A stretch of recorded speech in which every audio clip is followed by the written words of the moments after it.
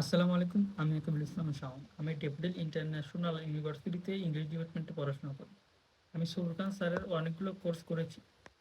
তার ভিতর setting and achieving focus goals and target starting, এই কোর্সটি করার ফলে আমি কী কী শিখেছি সেটি নিয়ে আজকে আমি কিছু কথা বলব। সর্বপ্রথম আমাদেরকে বুঝতে হবে হোয়াই আর গোলস ইম্পর্টেন্ট। একটি জীবন পরিকল্পনা ছাড়া আমরা কোথাও পৌঁছাতে পারি না। Without goals, life has no direction. Goals gives us purpose and help us stay motivated. There are three simple steps. First, set clear goals. স্পষ্ট লক্ষ্য নির্ধারণ করুন। Write down your goals. Be specific. Example: I want to do better in study. Say, I want to get an A plus in my exams. Second is break down big goals. লক্ষ্যগুলোকে ছোট ছোট অংশে ভাগ করুন। বড় লক্ষ্য পূরণ করতে গেলে ধাপে ধাপে এগোতে হবে। Number three is stay focus and motivated. মনোযোগী এবং আত্মবিশ্বাসী থাকেন। Focus one task at the time, do not give up. কিছু কিছু টুল আছে, কিছু কিছু টিপস আছে যেগুলো আমাদেরকে মোটিভেট থাকতে সাহায্য করবে।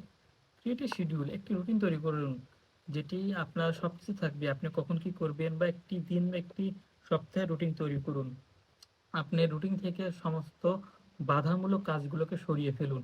আপনার সোশ্যাল মিডিয়া থেকে একটু লিভ নিন এবং সমস্ত প্রকার যেগুলো আননেসেসারি নোটিফিকেশন আছে সেগুলোকে ব্লক করে দিন এবং সব কাজ শেষে একটি নিজেকে পুরস্কার দিন।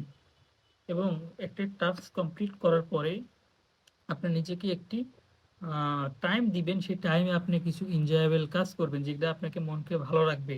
সাকসেস হওয়ার জন্য সবসময় আমাদেরকে নিজের প্রতি আত্মবিশ্বাসটাকে সবসময় ধরে রাখতে হবে। এবং আমরা যতই কেননা ভুল করি, ফেইলিয়ার আসুক জীবনে, সবসময় আমরা আমাদের কাজ করেই যাব। এন্ড অফ দ্য ডে আমরা অবশ্যই আমাদের ফলাফলটা পাবো।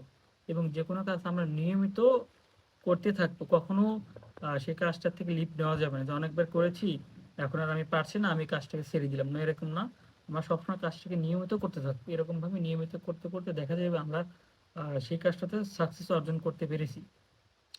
তো আপনাদের সবাইকে অনেক ধন্যবাদ আমার সাথে থাকার জন্য। আশা করি আমার এই কথাগুলো দ্বারা আপনারা একটু হলেও উপকৃত হবেন। আসসালামু আলাইকুম।